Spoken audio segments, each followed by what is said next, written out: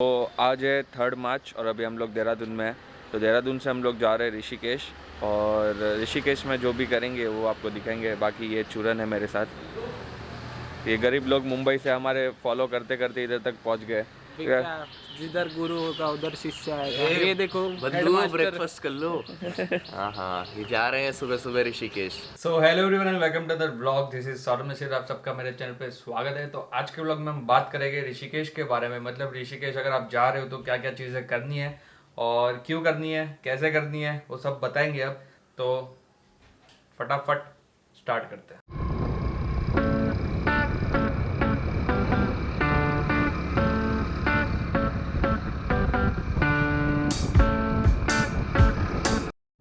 सो हम लोग ने एक्टिवा कल रात को ही मतलब सबमिट कर दिया था, और ये इसका बाइक पड़ा हुआ था। तो जय ने बोला कि मेरा ये बाइक लेके जाओ, और इस बाइक का नाम रखा है उसने शमशेर। तो शमशेर हीरो होंडा का 100 सीसी का बाइक है और पुराना बाइक है, लेकिन जो मक्खन की तरह चल रहा है ना। मतलब हीरो होंडा की खासियत ये है, कितना भी पुराना बाइक रहने दो एकदम स्मूथ चलता है और मज़ा आ रहा है ये बाइक चलाने का अभी। सो ऋषिकेश पड़ते हैं उत्तराखंड में, और देहरादून से कुछ 50 किलोमीटर्स दूर है। तो हम लोग देहरादून से सुबह सुबह 9 साढ़े 9 बजे निकले थे, और ऋषिकेश पहुँचते पहुँचते हम लोग का बज गए कुछ 11 साढ़े 11। तो ऋषिकेश में पहुँच के हम लोग ने सबसे पहला जो डिसाइड किया था वो किया था कि हम लोग करेंगे बंजी जंपिंग। और आप लोग को नहीं पता है तो मैं बता दूँ, इंडिया का जो सबसे हाईएस्ट बंजी जंपिंग होता है वो होता है ऋषिकेश में। तो ऋषिकेश में है तो बंजी जंपिंग ज़रूर करना है, मतलब करना ही है, क्योंकि एडवेंचर से इतना लगाव है। तो हम लोग गए बंजी जंपिंग के ऑफिस पे। तो वहाँ पे जाके पता चलता है कि ट्यूसडे को बंजी जंपिंग बंद रहता है, समझ रहे हो। तो यहाँ पे हो गया हमारा पोपट। तो मतलब किस्मत किसी के हाथ में नहीं है भाई। तो इस समय हमारी किस्मत बुरी निकली, तो हमें बंजी जंपिंग करने नहीं मिला। कोई बात नहीं, और फेमस चीज़ें हैं ऋषिकेश में करने के लिए। तो बंजी जंपिंग को हटा दिया और हम लोग गए रिवर राफ्टिंग करने के लिए। तो रिवर राफ्टिंग का ऐसा सीन है कुछ कि 25 किलोमीटर का एक स्ट्रेच होता है और एक 16 किलोमीटर वाला होता है। तो हम लोग को करना था 25 किलोमीटर वाला, क्योंकि उसमें रैपिड्स ज़्यादा रहता है। पर एक राफ्ट में 8 लोग लगते हैं, हम लोग थे सिर्फ 2, बाकी 6 कोई थे नहीं। तो 16 किलोमीटर के लिए 6 लोग ऑलरेडी तैयार थे जो लोग जा रहे थे। तो हम लोग ने 16 किलोमीटर वाला जो ऑप्शन था वो सिलेक्ट कर लिया। और 16 किलोमीटर के लिए कुछ लगते हैं 1000 रुपीज़ पे करने पड़ते हैं। और यहाँ पे यूनियन है तो सब जगह पे आपको सेम रेट मिलेगा, टेंशन की कोई बात है नहीं। तो हम लोग ने 16 किलोमीटर का राफ्टिंग ले लिया, 1000 रुपये भर दिए और फिर निकले। मेन सिटी से कुछ 10-15 किलोमीटर दूर लेके जाते हैं, वहाँ से स्टार्ट होता है।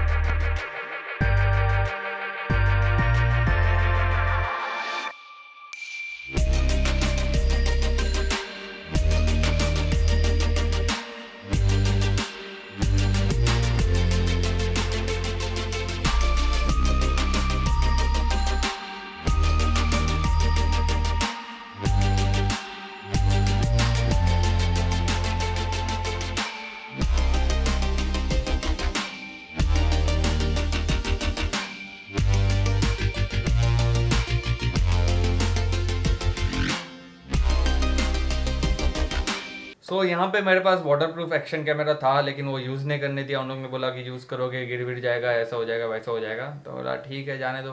तो यहाँ पे वो लोग खुद का कैमरा यूज़ करते हैं, एंड फिर उसका वो लोग आपको अगर फुटेज चाहिए तो 200 रुपया चार्ज देना पड़ेगा पर हेड यहाँ पे। लेकिन एक अफसोस की बात ये रहेगी कि फुटेज इन लोग का इतना अच्छा नहीं आया, मतलब क्लियर नहीं दिख रहा था। लेकिन ठीक है, something is better than nothing, तो कोई बात नहीं। तो यहाँ पे 2-3 रैपिड्स हो गए। उसके बाद रैपिड्स मतलब वहाँ पे पानी एकदम फ्लो में जाता है और लहरें उछलती रहती है, तो आपका राफ्ट भी उछलता है, तो ज़्यादा मज़ा आता है। तो वैसा रैपिड्स बोलते हैं उसको। तो 2-3 रैपिड्स के बाद उन्होंने बोला भाई आप पानी में कूद सकते हो। तो पानी में हम लोग जा रहे थे, लेकिन पानी बहुत ही ठंडा था।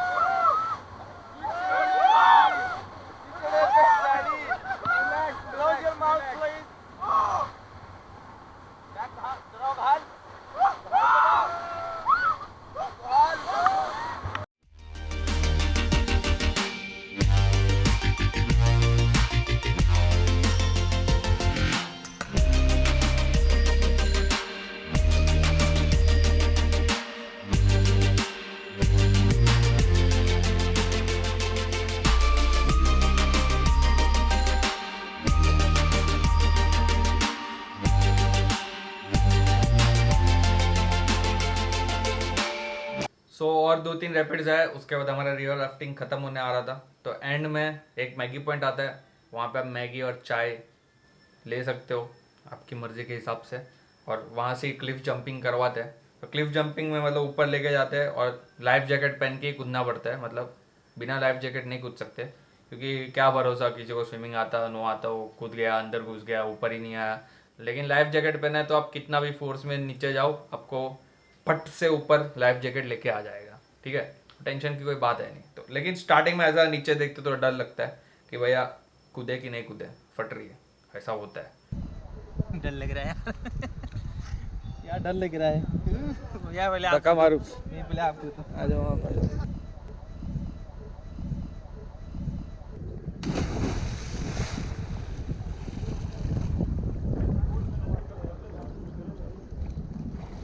लेकिन कूद जाने का, क्योंकि कूदने के बाद जो मज़ा आएगा ना अंदर, मतलब ऐसा जोश अपने आप जाग उठेगा आपके अंदर ही।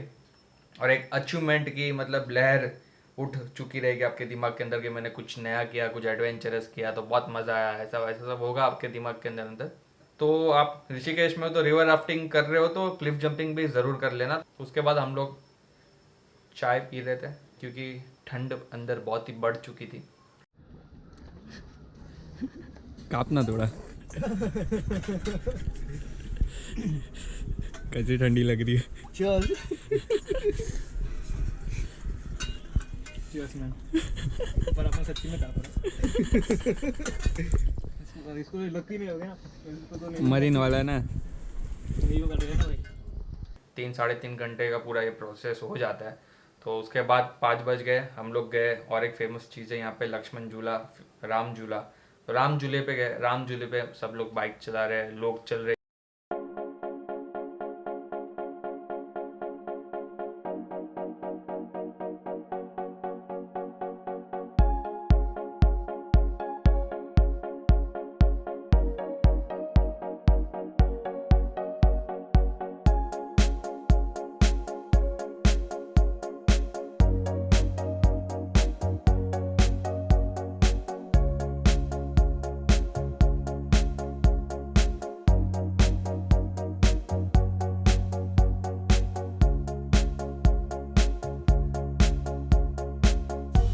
और देखते देखते सनसेट होने लग गया। तो हम लोग के दिमाग में बात आई कि भैया गंगा आरती भी तो देखनी है, ये भी तो ऋषिकेश की एक फेमस चीज़ है।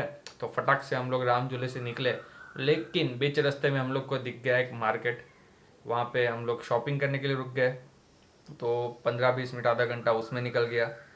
लेकिन नसीब से हम लोग गंगा आरती के लिए पहुँच चुके थे।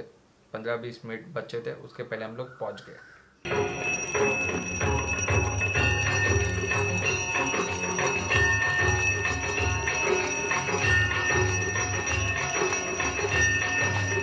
लोग बैठे हैं, थोड़ा संपर्क करके वहाँ दान दे करके वहाँ से आप लोग रसीद अवश्य प्राप्त करें।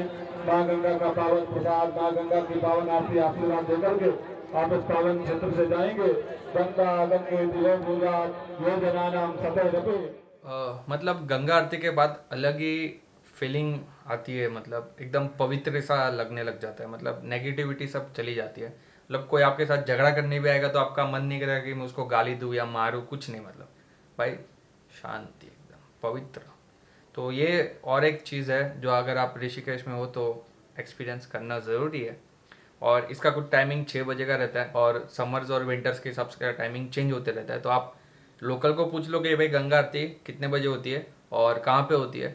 और बहुत सारे स्पॉट्स पे होती है, तो ज़रूरी नहीं कि कोई जो फेमस स्पॉट है वहाँ पे जाके करना है।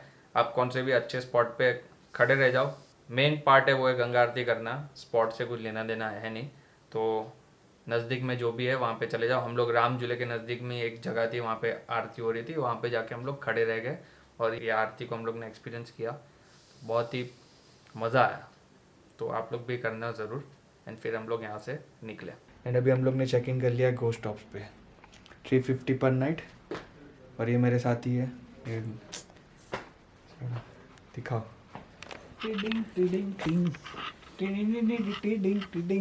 अभी ये सब बेडिंग चेंज होगा, वो बोला है, तो जस्ट रिश्तों के भी रूप बदलते टिडिंग टिडिंग टिंग। और इधर है हमारा बाथरूम, यहाँ पे गीजर ऑन है, यहाँ पे गर्म पानी आएगा, यहाँ पे ठंडा पानी आएगा, और साबुन अपना लाना है। टॉवल्स वो लोग प्रोवाइड कर रहा है, बाकी रैप है। इतना ही आज के लिए। अभी खाएंगे हम लोग खाना। और हाँ, ये है लॉकर इतना बड़ा लॉकर है, तो 2 लोग में 1 लॉकर हमको बहुत हो गया। और 6 लोग का डॉर्म है। यहाँ पे आइए, यहाँ पे बालकनी है।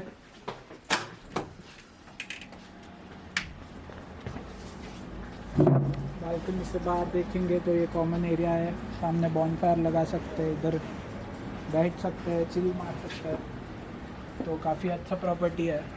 बेड्स भी कहीं काफ़ी सही है, लोकेशन भी अच्छा है, थोड़ा रिमोट है, बट वही अच्छा होता है हॉस्टल्स के लिए। तो शुक्रिया, फिर मिलते हैं। खुदा हाफिज़, सतर्क रहिए, जीवित रहिए। हमारा प्लान तो यही था कि हम लोग सब कुछ निपटा के शाम को वापस देहरादून के लिए निकल जाएंगे। भले रात को 10-11 बज जाए, कुछ फ़र्क नहीं पड़ता, लेकिन देहरादून पहुंच जाएंगे। लेकिन सुबह सुबह जो हमारा पोपट हुआ, बंजी जंपिंग हम लोग को करने नहीं मिला। उसके वजह से हम लोग ने एक स्टेप लिया कि हम लोग रात को ऋषिकेश में ही रुक जाते हैं और अगले दिन सुबह बंजी जंपिंग करके निकलेंगे। तो अगले ब्लॉग में पूरा एक्सपीरियंस बताता हूँ बंजी जंपिंग का, उसका कॉस्ट क्या है, किधर से बुक करना है, कैसे बुक करना है, कहाँ लेके जाते हैं, क्या करवाते हैं, कैसे करवाते हैं, क्या एक्सपीरियंस है, करना चाहिए नहीं करना चाहिए, सब कुछ नेक्स्ट ब्लॉग में बताऊंगा। ठीक है, तो ये ब्लॉग को यहाँ पे एंड करते हैं। अच्छा लगा हो तो लाइक कर दो, ऐसे ही ब्लॉग्स देखने तो सब्सक्राइब करो, बेल आइकन दबा दो ताकि आप मेरे एक भी वीडियो को मिस ना करो, समझ रहे हो।